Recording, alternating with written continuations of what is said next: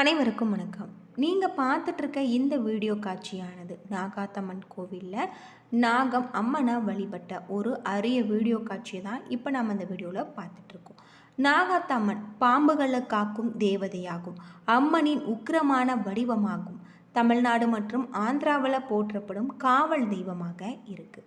நாகாத்தம்மனை வழிபடுவதன் மூலம் நம்முடைய வாழ்க்கையில் எந்த மாதிரியான ஒரு மாற்றம் ஏற்படும், இந்த கோவில் எங்கே இருக்குது, இந்த கோவிலுடைய சிறப்புகளை பற்றி முழுமையாக தெரிஞ்சுக்கலாம். வீடியோவை கடைசி வரைக்கும் ஸ்கிப் பண்ணாமல் பாருங்கள். நம்ம சேனலை நீங்கள் இன்னும் சப்ஸ்கிரைப் பண்ணலைன்னா மறக்காமல் சப்ஸ்கிரைப் பண்ணிவிடுங்க. வாங்க வீடியோக்குள்ளே போகலாம். நாகதோஷம், திருமண தடை, மகப்பேறு இன்மை மற்றும் ராகுகேது தோஷங்கள் நீக்கும் சக்தி வாய்ந்த ஒரு தலமாக தான் இந்த கோவில் அமைஞ்சிருக்கு. இந்த கோவில் தாரமங்கலம், ராமிரெட்டிப்பட்டி, ஆரூர் ஏரியில் இந்த கோவில் இருக்குது. நிறைய பக்தர்கள் இந்த கோவிலுக்கு சென்று அம்மனை வழிபட்டு அவர்களுடைய குறைகளை தீர்த்து அம்மனுக்கு நன்றி செலுத்திட்டு இருக்காங்க. நாகாத்தம்மன் வழிபாடு இயற்கை மற்றும் பாம்புகளை வணங்கும் பழங்கால மரபில் இருந்து தோன்றியது. பெரும்பாலான கோவில்கள் அம்மன் பாம்பு படலத்தின் கீழ் சுகாஸ்தனத்தில் அமர்ந்து நாகர் சிலையுடன் காட்சியளிப்பாங்க. பல நாகாத்தம்மன் கோவில்கள் 100 முதல் 500 ஆண்டுகள் வரை பழமையானவை என நம்பப்படுது. நாகாத்தம்மன் வழிபாடு ராகுகேது தோஷங்கள், திருமண தடை, மகப்பேறு கிடைக்கும், குடும்பத்தில் ஒற்றுமையை நிலைநாட்டக்கூடிய ஒரு வழிபாட்டு முறையாக இருக்குது. பாம்பு வழிபாட்டின் அடிப்படையில் இயற்கையை நேசிக்கும் மற்றும் பாதுகாக்கும் சக்தியாக மக்களால் நம்பப்பட்டு வருது அப்படின்னு சொல்லலாம். தீராத நோய்களை தீர்த்து வைக்கக்கூடிய ஒரு வழிபாட்டு முறையாக தான் இந்த நாகாத்தம்மன் வழிபாட்டு முறை அமைஞ்சிருக்கு அப்படின்னு சொல்லுது. சக்தியின் மூலமாக அவருக்கு தண்டனை ஒரு பெருமை சேர்த்து அது வந்து கடவுள் கொடுக்கறத கடவுள் வந்து நம்ம மட்டும் பேசாது, அவங்க முன்னே இருந்து நாம் உங்களுக்கு நடக்கும். நாங்கள் அந்த கணிப்பிலேயே தெரிஞ்சுக்கோங்க, இந்த அம்பாளுடைய கணிப்பிலேயே அவங்களுக்கு நடக்கும் அப்படின்னு அப்படியே அத்துக்கிட்ட தெரிஞ்சிருங்க.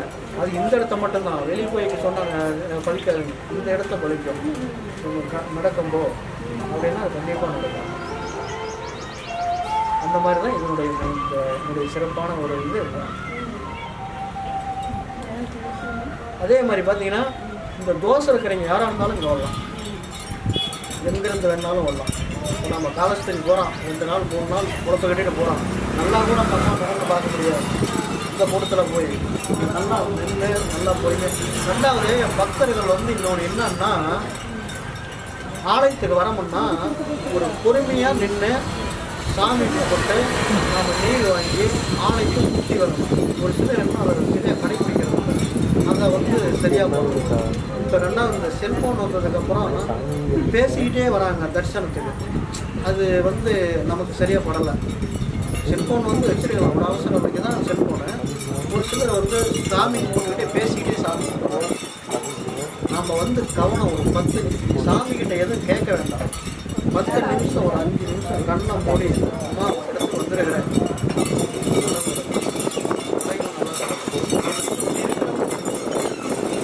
அப்படின்னா எல்லாத்துக்குமே வந்து மக்கள் நமக்கு அதுதான் செல்போன் எதுவும் பேசுவாங்க, தேவையில்லாதையும் பேசுவாங்க. இன்றைக்கி உள்ள இளைஞர்கள் வந்து தேவைப்படுறது முக்கியமாக பேச மாட்டாங்க, தேவையில்லாதான் பேசுவாங்க. அப்போ அவங்கள பேசினா நம்ம சொல்ல முடியாது. அவங்களாம் கீழே வரும்போது நம்ம ஃபோன் அட்டன் பண்ணக்கூடாது. எனக்கு நம்ம பூஜை பண்ண வரைக்கும் இப்போ எனக்கு எதுவும் கஷ்டமாக தெரியுதுன்னா அவங்க பேசுகிறதா அது எல்லாரும் சாமி கொடுப்பாங்க கொஞ்சம் பேசினா அது ஒரு பிரச்சனை இல்லை.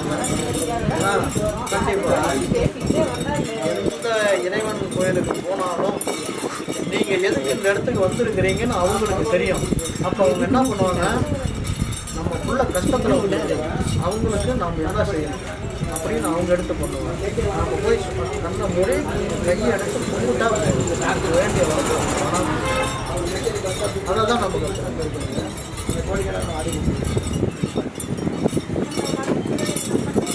அந்த நம்பர் வந்து ராகுகேதுடைய நம்பர். இது ராகுகேது நம்பருங்கிறத வந்து இது அதுவாக அமைச்சது, கடவுளாக அமைச்சிருக்கிறது.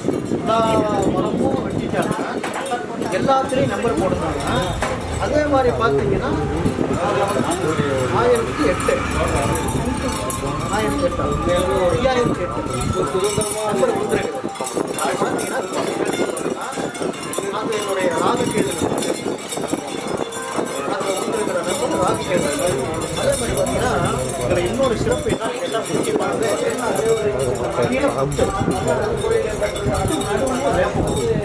வேப்பமரம் வந்து அம்பாளுக்கு உகந்த மரம். அதே மாதிரி கருவேல மரம். இதனுடைய அமைப்பு பார்த்தீங்கன்னா என்னுடைய வாழ்க்கையில் எனக்கு தெரிஞ்சு இதனுடைய அமைப்பு நான் இதுவரைக்கும் எங்கேயுமே பார்க்கல. எந்த ஆலயத்துலையுமே பார்க்கல. எவ்வளோ பெரிய ஆலயத்தில் வந்து நாங்கள் எங்கேயுமே பார்க்கல.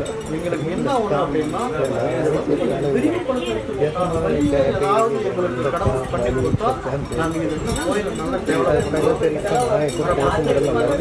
வண்டி வாங்க ஒரு அன்னதானம் போடுற மாதிரி எல்லாம் ஒரு சில இதை பண்ணலாம் அப்படிங்கிறது எங்களுடைய மனசில் ஓடிக்கிட்டு இருக்குது. கொரோனாவுக்கு முன்ன கூட ஏதோ வருமானம் வந்து இருந்தது. கொரோனாவுக்கு அப்புறம் சுத்தமாக எங்களுக்கு வருமானம் இல்லைங்க. கோவிலுக்கு பார்த்தீங்கன்னா பாருங்க, இன்றைக்கி காலையில் மாலையே நான் கையில் போட்டு தான் வாங்கிட்டு போட்டுருக்கேன். அந்த அம்மா நான் எதுவும் எதிர்பார்த்து வாங்கிட்டு போட்டுருக்கேன். அப்பா வந்து சிறப்பாக இருக்கும். வந்து பக்தர்கள் நிற்கும்போது நம்ம முகத்தில் வைப்பாங்க. அப்போ மாலை இங்கே திருப்தி இருந்தால் இங்கே திருப்தி இருக்கும். எல்லா ஆலயத்திலும் ஒரு சிலைய அம்பாள் காட்சியளிக்கிற தோற்றமோ அது பார்த்தீங்கன்னா இந்த பரிகாரத்துக்கு வைக்கிறதுங்க, வேண்டுதலுக்கு வைக்கிறது. இந்த ராகு திசை கேது திசை இந்த மாதிரி திசை நடக்குது பார்த்தீங்களா, அவங்களுக்கு தொழில் ஆகாது, தொழில் முடங்கி போயிடும். அப்போ அவங்க இந்த சிலையை எடுத்து வச்சு பூஜை பண்ணாங்களாக்க அவங்களுக்கு அந்த கொஞ்சம் விலகும். அப்போ நமக்கு தொழில் போகிறவங்க தொழில் செட் ஆகும். நாங்களும் பரிகாரமாக நாங்களே பண்ணிக்கிறோம். அந்த மாதிரி செருப்படிச்சு பண்ணலாம், வெள்ளி செருப்படிச்சு பண்ணலாம், எல்லாமே பண்ணிக்கிறோம். என்ன பக்தர்களுக்கு தான் முக்கியத்துவம். பக்தர்கள் என்ன தேவையோ அதுதான் எங்களுக்கு முக்கியத்துவம். எல்லாமே அது வேண்டுதல். அதாவது ஒரு உடல்நிலை சரியில்லாத இருக்கிறவங்க சாமி பண்ணுவாங்க. அந்த நாய் அது வந்து பார்த்தீங்கன்னா வீட்டை விட்டு ஓடி போச்சு, வந்து கும்பிட்டு போனாங்க. வீட்டுக்கு நீ வந்துடணும், எங்கே இருந்தாலும் வந்துடணும் அப்படின்னு. இப்போ வாக்கு கேட்டாங்க, எங்கே இருந்தாலும் 10 நாளே உங்கள் வீட்டுக்கு வந்துடும் அப்படின்னு சொல்லியிருந்தா வந்துடுச்சுங்க. அதே மாதிரி இன்னொன்று உங்கள்கிட்ட நான் முக்கியமான விஷயம் சொல்லணுங்க. இதுதான் ரொம்ப ரொம்ப முக்கியமான விஷயம். நான் மறந்துட்டேன். ஒரு பொண்ணு கன்சியூவாக இருந்தாங்க. டெலிவரி ஆகிற டைம் அன்றைக்கி டெலிவரி அவங்க தகப்பு என்ன பண்ணார், ஆஸ்பத்திரி கூப்பிட்டு போவாத, சாமி கும்பிட்டு வாக்கு கேட்க போகலான்னு வந்தார். வாக்கு கேட்க போகலான்னு வந்தார். வாக்கு வச்சு பார்க்கும்போது, நீ பிள்ளைய ஆஸ்பத்திரிக்கு கூட்டி போயிட்டு தான் வந்திருக்கு, நீ எதுக்கு வந்தேங்கிற மாதிரி இருந்துச்சு. இல்லை வந்து டைம் ஆகிடுச்சு, நீ பிள்ளைய ஆஸ்பத்திரிக்கு கூட்டிகிட்டு போயிட்டு தான் நீங்கள் வரணும், நீ எதுக்கு வந்தேங்கிற மாதிரி வாக்கு வந்துச்சு. அந்த வாக்கு சொன்னது 2 உசிரியுமே காப்பாற்ற முடியாது அப்படிங்கிற மாதிரி தான் உத்தரவு வந்தது. அது என்னன்னு கேட்டிங்கன்னா அது அவங்களுடைய அசால்ட்டு. என்றைக்குமே ஒரு டேட்டு கொடுக்குறாங்கன்னா அந்த டேட்டில் 4 நாளைக்கு முன்னாடியே நம்ம அது போயிடணும். இவர் அசால்ட்டாக விட்டுட்டார். நான் அப்பயே சொல்கிறேன், சாமி போய் உசுரை காப்பாற்று, ரொம்ப ரொம்ப சிரமம் அப்படின்னு தான் நான் சொல்லியிருந்தேன். அந்த வாக்கில் அப்படி தான் சொல்லிச்சு. அதே மாதிரியே போய் 1 மாதம் கழிச்சு வரும்போது அவர் வந்து நல்ல செய்தியை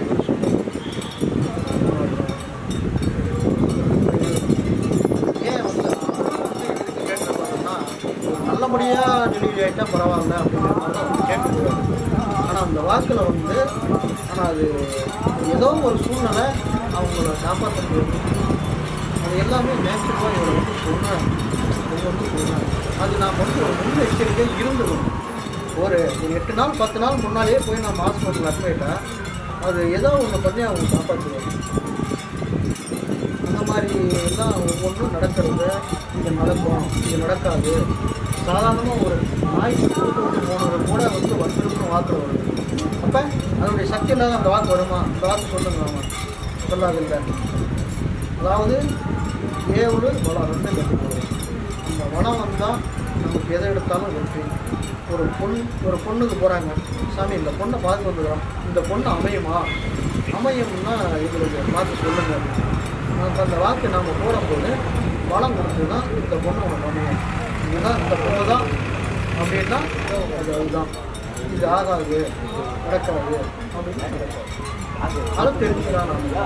அதே சமயத்தில் இதை நான் சொல்லக்கூடாது உங்ககிட்ட, இருந்தாலும் நான் சொல்கிறேன். ஒரு கன்சியூவாக இருக்கிறீங்க, 2 பெண் குழந்தை இருக்குது. சாமி எனக்கு அடுத்து ஆண் வாரிசாக இருந்தால் பரவாயில்ல, ஆண் வாரிசு தான் ஆண் வாரிசு தான். பெண் வாரிசுதான்னா பெண் வாரிசுதான், இதில் மாற்றமே இருக்காது. அதில் வந்து இதில் கேரண்டி அந்த மாதிரி உண்டான வாக்கு தான் ஒரு ஆணித்தரமாக சொல்லுவாங்க, மாற்றி சொல்கிறாங்க. அந்த மாதிரி தான் வாக்கு